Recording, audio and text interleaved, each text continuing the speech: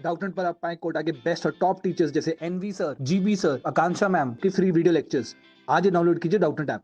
Hello everyone. तो आज हम पढ़ने वाले हैं इलेक्ट्रोकेमिस्ट्री में कंडक्टेंस कि जो आपका कंडक्टेंस अगर टॉपिक की बात करूं तो देखिए ये भी आपका काफ़ी इंपॉर्टेंट टॉपिक है। इस पे भी बहुत सारे न्यूमेरिकल्स बनते हैं आपके, चाहे फिर वो आपके मोलर कंडक्टिविटी पे हो या फिर इक्विवेलेंट कंडक्टिविटी पर हो, राइट।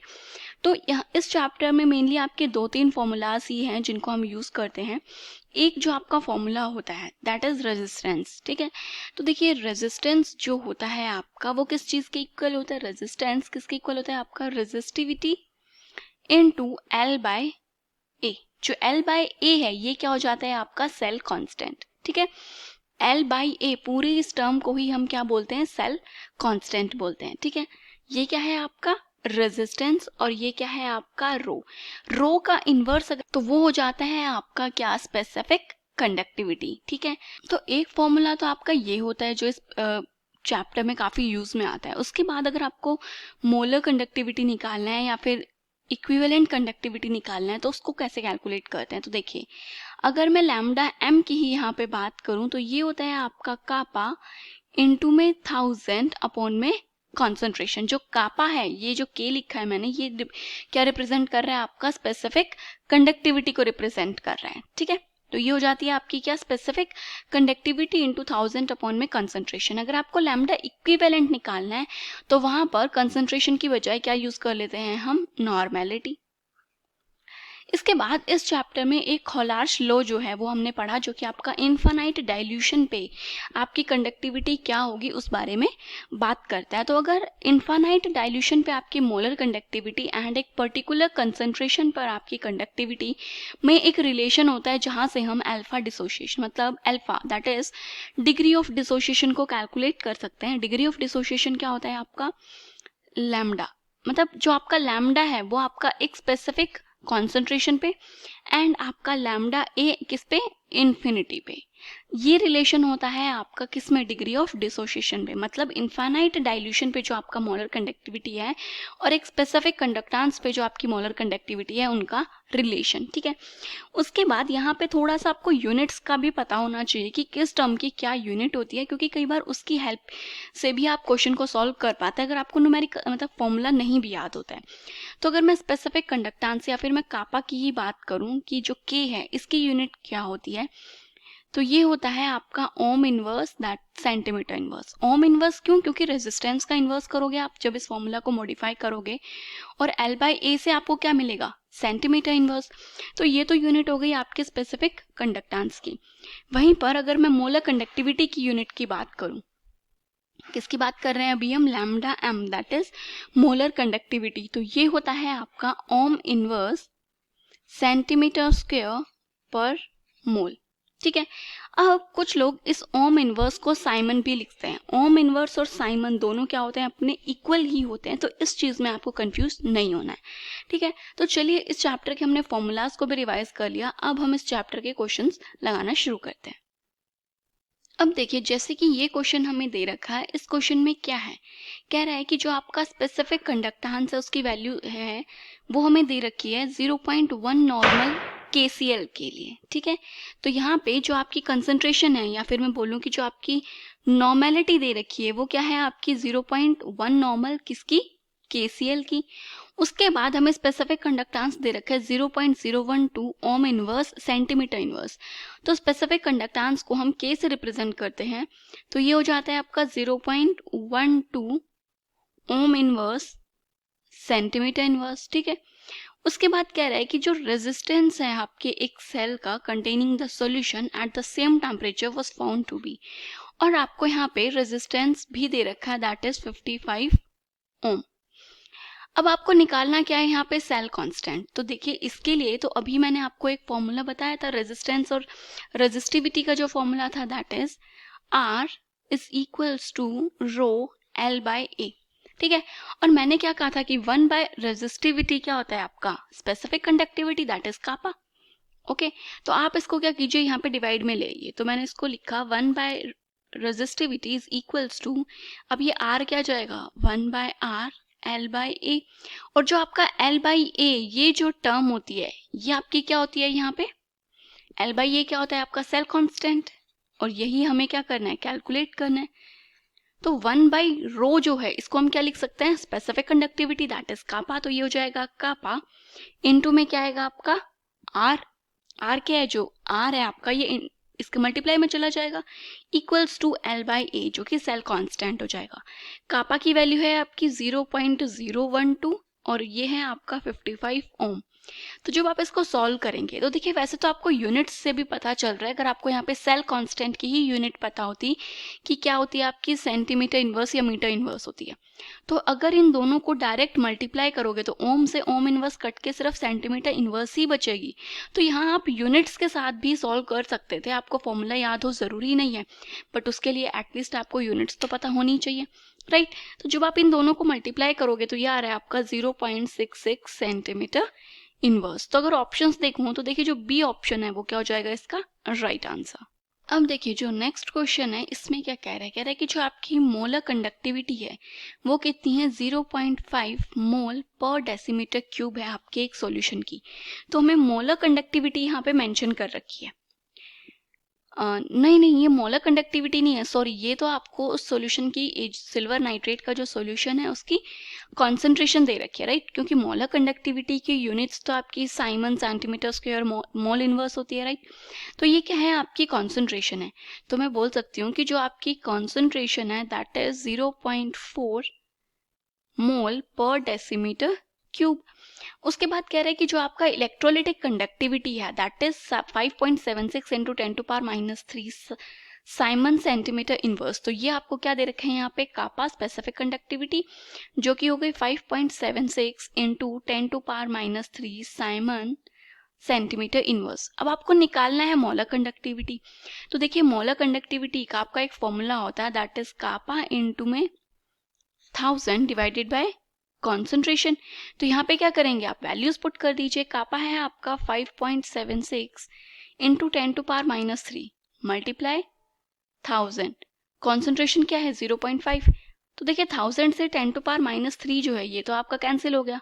5.76 से 0.5 को जब डिवाइड करोगे तो ये आ रहा है आपका 11.52 साइमन सेंटीमीटर स्क्वायर पर मोल, राइट। तो यहाँ पे अगर आप ऑप्शंस देखेंगे तो देखिए जो आपका बी ऑप्शन है वो क्या हो रहा है, हमारे आंसर से मैच कर रहा है। देखिए जो नेक्स्ट क्वेश्चन है ये कह रहा है कि at 25 degree Celsius 25 degree Celsius पे जो आपका मोलर कंडक्टेंस है 0.1 मोलर एक्वस सॉल्यूशन का ऑफ अमोनियम हाइड्रोक्साइड इस इतना। तो यहाँ पर हमें जो मोलर कंडक्टेंस है वो दे रखा है दैट इज लैम्डा एम है आपका 9.54 ओम inverse centimetre square mole inverse, ठीक है। एंड कह रहा है कि जो इन्फानाइट डाइल्यूशन पे जो आपका मोलर कंडक्टेंस है वो इतना है। तो मतलब ये आपका एक स्पेसिफिक कंसंट्रेशन पे है और आपका molar conductance at infinite dilution है 238 ohm inverse centimetre square mole inverse, okay. अब क्वेश्चन कह रहा है कि आपको कैलकुलेट क्या करना है, the degree of ionisation of ammonium hydroxide at the same concentration and temperature. तो देखिए डिग्री ऑफ आयोनाइजेशन का मतलब है सिंपल आपका वही कि आपको डिग्री ऑफ डिसोसिएशन जो है यहाँ पे, मतलब क्योंकि यहाँ पे आप एक्वस सॉल्यूशन उसका ले रहे हो तो यहाँ पे आयोनाइजेशन की बात कर दी, बट फॉर्मूला आपका सेम वही लगना है। तो यहाँ पे आप ऑप्शंस देख सकते हैं कि हमारे सारे ऑप्शंस किसमें हैं, परसेंटेज में। तो अल्फा जो है उसका फॉर्मूला क्या था आपका, लैम्डा एक स्पेसिफिक कंसंट्रेशन पे डिवाइडेड बाय में लैम्डा एक इनफाइनाइट डाइल्यूशन पे। परसेंट निकालना है तो आप इसको क्या कर देंगे यहाँ पे 100 से मल्टीप्लाई, एक जीरो एक्स्ट्रा हो गया, 100 से मल्टीप्लाई। अगर अब वैल्यूज पुट करूं एक स्पेसिफिक कंसंट्रेशन पे आपकी मोलैरिटी कितनी है, तो ये है आपकी 9.54। तो ये आ गया 9.54 इंटू में 100 डिवाइडेड बाय आएगा 238। अब मैं इसको सॉल्व कर देती हूँ तो सॉल्व करने पे ये आ रहा है 4.008%। तो ऑप्शंस अगर चेक कर लिए जाए यहाँ पे तो देखिए जो सी ऑप्शन है एक्चुअली ये 4 है, यहाँ पे थोड़ा सा मिसप्रिंटिंग है, तो ये जो सी है ये इसका करेक्ट आंसर हो जाएगा। अब देखिए इस क्वेश्चन में हमें क्या गिवन है, कह रहा है कि जो आपका इक्विवेलेंट कंडक्टेंस है किसका, NaCl का, HCl का एंड C2H5CONa, ठीक है। इन्फानाइट डाइल्यूशन पे ये आपको क्या कर रखा है, यहाँ पे हमें प्रोवाइड कर रखे हैं वैल्यूज। अगर मैं वैल्यूज को पुट करूँ कि जो आपका NaCl है उसके लिए आपका वैल्यू क्या है इन्फानाइट डाइल्यूशन पे, तो लैम्डा इन्फानाइट पे किसके लिए, NaCl के लिए है आपका 126, तो ये आ गया आपका 126.45। जबकि आपका लैम्डा इन्फिनिटी HCl के लिए ये कितना है आपका 426.16 एंड आपका लैम्डा इन्फिनिटी फॉर C2H5COONa के लिए है 91। ये हमें तीन वैल्यूज दे रखी हैं। अब आपको कह रहा है कि आपको किसका इक्विवेलेंट कंडक्टेंस निकालना है, C2H5COH के लिए निकालना है। अब जो आपका खौलार्श लॉ है वो क्या कहता है कि जो आपका NaCl है इसका जो इन्फानाइट पे जो आपका मतलब इक्विवेलेंट है, आपका जो कंडक्टेंस है ये किसके इक्वल होता है, उसकी आयंस का कंडक्टेंस के सम के। मतलब कि अगर मैं इसको ऐसे लिखूं कि जो आपका लैम्डा है इन्फिनिटी फॉर NaCl, आप ऐसे को कैसे लिख सकते हैं जब आप इसको ओपन करेंगे, तो this is for Na positive plus lambda Cl negative. इसी तरीके से अगर HCl में बात की जाए तो आप इसको भी आयंस में ब्रेक कर देंगे, H पॉजिटिव के लिए और लैम्डा आपका Cl नेगेटिव के लिए।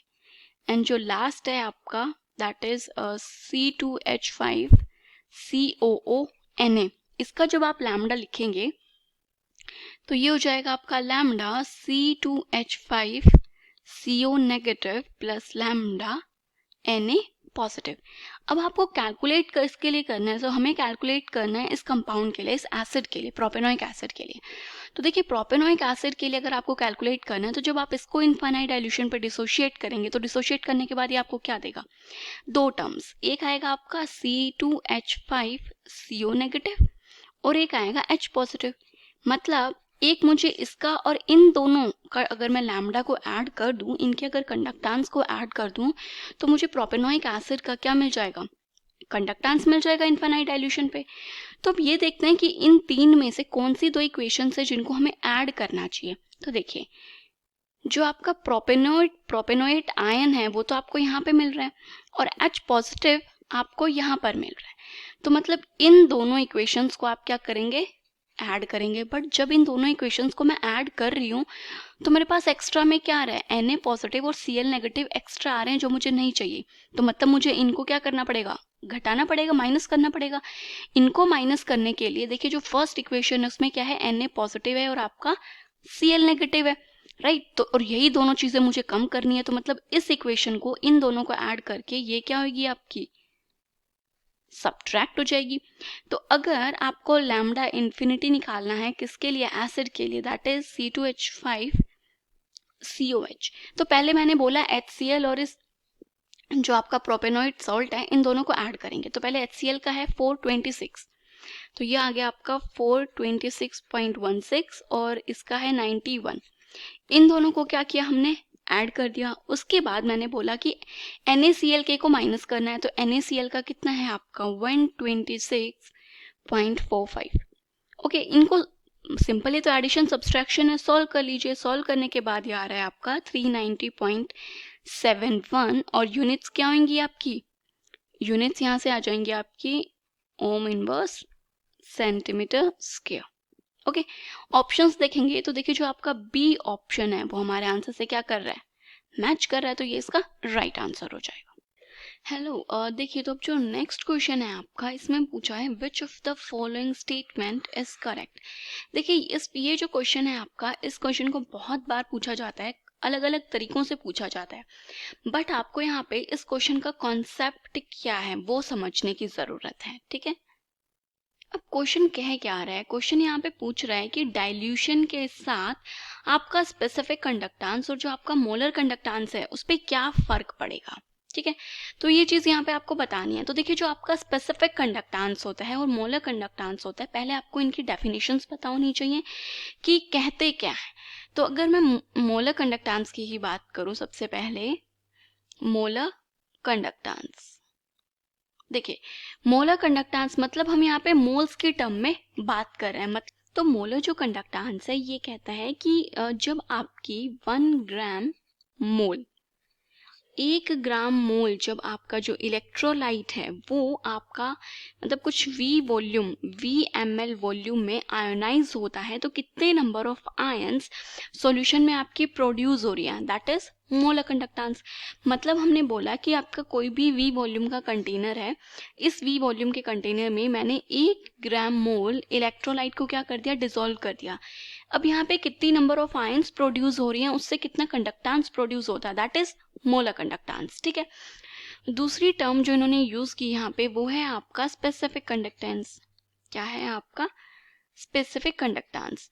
अब अगर मैं स्पेसिफिक कंडक्टेंस की बात करूं तो देखिए, अगर आप इसका फॉर्मूला भी देखेंगे तो ये सेल कांस्टेंट एंड आपका जो रेजिस्टेंस है उस पर डिपेंड करता है। तो जो स्पेसिफिक कंडक्टेंस है ये बोलता है कि जो आपकी दो इलेक्ट्रोड्स हैं, राइट, जो आपके इलेक्ट्रोड्स हैं उनको हमने 1 सेंटीमीटर अपार्ट दूरी पे रखा है, और यहाँ पे जो आपका 1 यूनिट एरिया है उस यूनिट एरिया से कितना कंडक्टेंस प्रोड्यूस होता है। ठीक है, इन्होंने एक पर्टिकुलर बोला कि 1 यूनिट एरिया की बात की है इन्होंने, वहां पे हम पूरा वी वॉल्यूम में कितनी आयंस प्रोड्यूस हो रही है हम उसकी बात कर रहे हैं। ये यहाँ पे बात कर रहा है कि जो 1 यूनिट एरिया है आपका, वहां से कितनी आपकी आयंस प्रोड्यूस होंगी, वो क्या कंडक्टेंस देती है, दैट इज स्पेसिफिक कंडक्टेंस। ठीक है, अब आपका कंडक्टेंस जो है वो 2 फैक्टर्स पर डिपेंड करता है सब, और जो मेजर फैक्टर होता है इसका वो होता है आपका नंबर ऑफ आयंस। जितनी ज्यादा आयंस होंगी आपकी कंडक्टेंस भी क्या होगी, ज्यादा। दूसरा डिपेंड करता है आपका मोबिलिटी या फिर आप दूसरी टर्म में बोल सकते हो स्पीड या फिर मूवमेंट ऑफ आयंस। जितनी फास्ट आपकी आयंस मूव करेंगी उतनी ही ज़्यादा आपकी कंडक्टेंस भी होगी। तो अब यहाँ पर देखते हैं कि जब आप डाइल्यूशन करते हो, मतलब कि आप और पानी डाल रहे हो, तो क्या फ़र्क आ रहा है। ठीक है, तो सबसे पहले अगर मैं मोलर कंडक्टेंस में ही बात करूँ तो देखिए, मान लीजिए आपका ये था। ठीक है, हम इसमें हम इनकी टर्म्स में अगर बात नहीं करके, मान लो मैंने बोला कि मैंने इसमें कुछ 1 ग्राम मोल ही कंसिडर करते हैं कि वी वॉल्यूम थी, मैंने 1 ग्राम मोल इसमें डिसॉल्व किया हुआ था, तो मेरी कुछ कंडक्टेंस थी। अब मैंने इसमें क्या कर दिया, और वाटर ऐड कर दिया। डाइल्यूशन का मतलब यही है, मतलब जो भी आपका सॉल्वेंट था हमने वो इसमें ऐड कर दिया। ऐड करने के बाद क्या हुआ, आपकी जो वॉल्यूम है, वॉल्यूम वो क्या कर गई, इंक्रीज कर गई। बट आपकी जो नंबर ऑफ आयंस है, यहाँ पे नंबर ऑफ आयंस अभी भी आपकी सेम है, क्योंकि आपका इलेक्ट्रोलाइट तो उतना ही है, ना इलेक्ट्रोलाइट कम हुआ ना ही आपका इलेक्ट्रोलाइट ज्यादा हुआ, राइट। क्योंकि हम यहाँ पे जितना भी इलेक्ट्रोलाइट 1 ग्राम मोल इलेक्ट्रोलाइट की बात कर रहे हैं, तो नंबर ऑफ आयंस आपकी सेम है। बट अब क्या हुआ, जो आपके आयंस हैं इलेक्ट्रोलाइट्स की वो दूर दूर हो गई, क्योंकि उनको ज्यादा स्पेस मिल गया, क्योंकि अब आपकी वॉल्यूम क्या हो गई है, इंक्रीज हो गई। पहले इतने, मान लीजिए पहले आपका इतना, मतलब इतना सॉल्यूशन था, इतने सॉल्यूशन में आपकी आयंस मूव कर रही थी, डाइल्यूशन के बाद ये कंप्लीट फिल हो गया, तो अब वही 5 आयंस या 10 आयंस जितनी भी है वो पूरे इस स्पेस में क्या कर सकती हैं, मूव कर सकती हैं। तो मतलब उनकी मोबिलिटी क्या हो रही है, इंक्रीज हो रही है। और अगर मोबिलिटी इंक्रीज हो रही है तो आपको पता है कि मोबिलिटी पे कंडक्टेंस हमारा डायरेक्टली प्रोपोर्शनल होता है। तो दैट मीन्स जो आपका मोलर कंडक्टेंस है वो डाइल्यूशन के साथ क्या करता है, इंक्रीज करता है। ठीक है, तो ये जो पॉइंट है ये तो आपको क्या करना है, यहाँ पे याद रखना है कि मोलर कंडक्टेंस डाइल्यूशन के साथ क्या कर रहा है, आपका इंक्रीज कर रहा है। अब बात कर लेते हैं नेक्स्ट स्पेसिफिक कंडक्टेंस की। तो देखिए, स्पेसिफिक कंडक्टेंस में हमने बोला एक स्पेसिफिक यूनिट एरिया की बात करी है मैंने। अब पहले जो ये आपका कंटेनर था, इसमें आपका कुछ वॉल्यूम था, आपका इलेक्ट्रोलाइट भी प्रेजेंट था। उस टाइम पे आपका जो ये 1 यूनिट एरिया है, मान लीजिए इसमें 5 आयंस थी। क्या थी आपके, 5 आयंस। अब मैंने क्या किया, इसको डाइल्यूट किया मैंने और पानी डाल दिया। आयंस को ज्यादा स्पेस मिल गया तो आयंस इधर उधर भाग गई। आयंस ऑब्वियस स्पेस मिल गया तो पास पास क्यों रहेंगी, दूर दूर हो जाएंगी। जितना स्पेस मिल रहा है आप उतने स्पेस में रहना पसंद करते हो ना, तो आयंस क्या चली गई, आपकी दूर दूर भाग गई। अब इस 1 यूनिट एरिया में जहां पर पहले 5 आयंस थी, अब वो घटकर मे बी 4 या फिर 3 आयंस बच गई, क्योंकि एरिया आपका फिक्स है। अब उस एरिया में कितनी आयंस हैं वो हमें देखना है, राइट। तो अब यहाँ पे इन्होंने क्या बोला, क्योंकि आपका एरिया इंक्रीज हो गया, हमने कुछ पानी ऐड किया, तो ऑब्वियस है उनके लिए तो अपना एरिया बढ़ गया ना, क्योंकि उन्हें तो पानी के अंदर ही रहना है।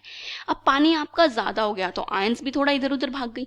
अब आयंस भाग गई तो इस पर्टिकुलर यूनिट एरिया में भी तो नंबर ऑफ आयंस कम हो गई। अब नंबर ऑफ आयंस कम हो गई तो आपका पता है नंबर ऑफ आयंस पे डायरेक्टली प्रोपोर्शनल होता है आपका कंडक्टेंस। आयंस कम तो कंडक्टेंस क्या हो जाएगा आपका, डिक्रीज हो जाएगा। इसलिए आपका जो मोलर कंडक्टेंस है वो तो इंक्रीज होता है बट स्पेसिफिक कंडक्टेंस डिक्रीज होता है, क्योंकि स्पेसिफिक कंडक्टेंस में हम एक पर्टिकुलर एरिया पे बात करते हैं कि इस पर्टिकुलर एरिया में आपको देखना है। तो अगर आप पर्टिकुलर एरिया में बात करेंगे, जब आप पानी डाल रहे हैं तो ऑब्वियस है उस पर्टिकुलर एरिया में नंबर ऑफ आयंस की कमी हो जाएगी। अब आप कहेंगे कि मैम यहाँ पे भी तो मोबिलिटी तो हमारी इंक्रीज होगी ना, आयंस को ज़्यादा स्पेस मिल गया, वो ज़्यादा घूमेंगी। बिल्कुल करेक्ट। बट मैं जब ये फैक्टर्स बता रही थी तो मैंने आपको बताया था कि जो नंबर ऑफ आयंस हैं ये आपका मेजर फैक्टर है, या फिर कह सकते हो कि ये हमारा डोमिनेटिंग फैक्टर है। यही ज़्यादा डिसाइड करता है कि आपका कंडक्टेंस इंक्रीज होगा या डिक्रीज। मोबिलिटी का फैक्टर जो है वो बहुत कम मैटर करता है हमारे लिए, ठीक है। तो नंबर ऑफ आयंस डिक्रीज होने की वजह से स्पेसिफिक कंडक्टेंस क्या हो रहा है आपका, डिक्रीज। तो ऑप्शंस देखते हैं। तो देखिए पहला ही ऑप्शन क्या कह रहा है कि जो आपका स्पेसिफिक कंडक्टेंस है वो डिक्रीज होता है डाइल्यूशन के साथ, जबकि मोलर कंडक्टेंस आपका इंक्रीज होता है डाइल्यूशन के साथ। तो जो आपका ए ऑप्शन है वही हमारा क्या हो गया, करेक्ट आंसर, ठीक है। बाकी में कह रहा है कि जो स्पेसिफिक कंडक्टेंस है वो इंक्रीज हो रहा है, बिल्कुल गलत कह रहा है। दोनों डिक्रीज या दोनों इंक्रीज तो बिल्कुल भी नहीं हो रहे। तो जो ए ऑप्शन है यहाँ पे वो क्या हो गया हमारा राइट आंसर।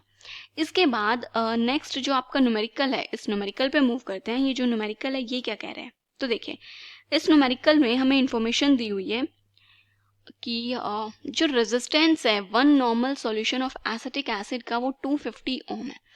तो देखिए यहाँ पे आपको रेजिस्टेंस कितना दे रखा है, 250 ओम दे रखा है। नॉर्मेलिटी जो है वो आपकी कितनी है, 1 नॉर्मल है। When measured in a cell constant, अब जो आपका सेल कांस्टेंट है वो हमें यहाँ पर दे रखा है, जो कि आपका क्या होता है L/A।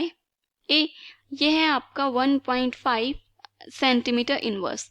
तो कह रहा है कि आपको इक्विवेलेंट कंडक्टेंस जो है वो कैलकुलेट करना है वन नॉर्मल एसिटिक एसिड के लिए। इक्विवेलेंट कंडक्टेंस का आपका फॉर्मूला क्या होता है, दैट इज 1000 इंटू में kappa, that is specific conductance, divided by में आपकी नॉर्मेलिटी। नॉर्मेलिटी हमें गिवन है बट हमारे पास स्पेसिफिक कंडक्टेंस नहीं है। तो स्पेसिफिक कंडक्टेंस को हम कहाँ से कैलकुलेट कर सकते हैं, आपका फॉर्मूला होता है that is resistance is equals to rho L/A। मुझे क्या निकालना है, आपकी जो कापा है दैट इज स्पेसिफिक कंडक्टेंस, जो कि क्या होता है 1/ρ होता है। तो मैंने इसी फॉर्मूला को थोड़ा मॉडिफाई किया, मैंने बोला 1/ρ is equals to 1/r into L/A। आपको 1/ρ कैलकुलेट करना है क्योंकि इसी को हम क्या बोलते हैं, कापा।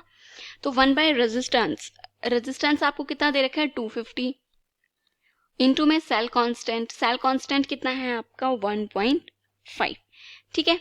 ये कापा आ गया आपका। इस कापा की वैल्यू को हम इसमें पुट कर देते हैं।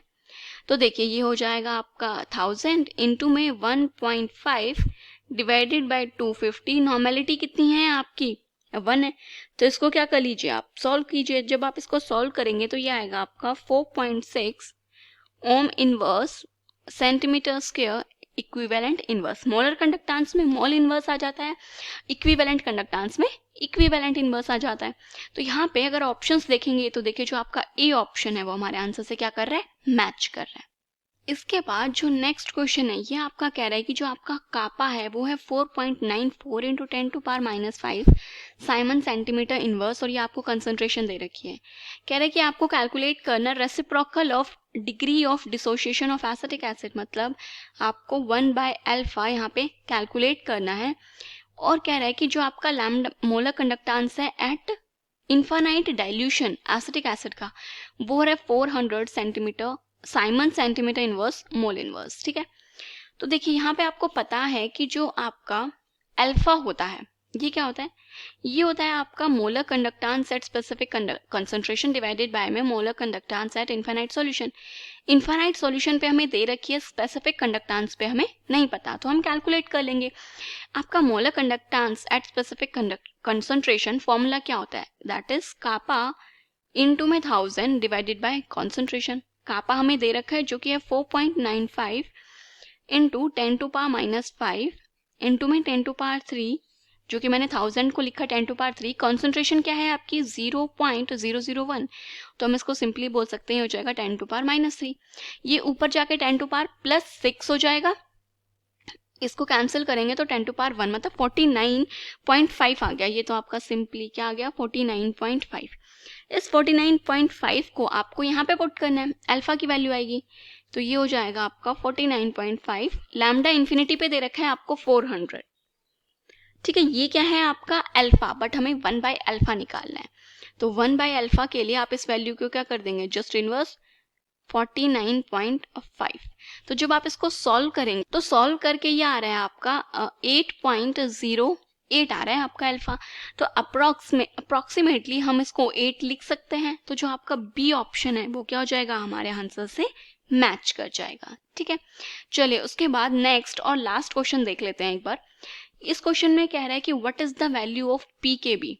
आपको जो पी के बी है उसकी वैल्यू कैलकुलेट करनी है। किसके लिए, एक एसिटिक एसिड के लिए।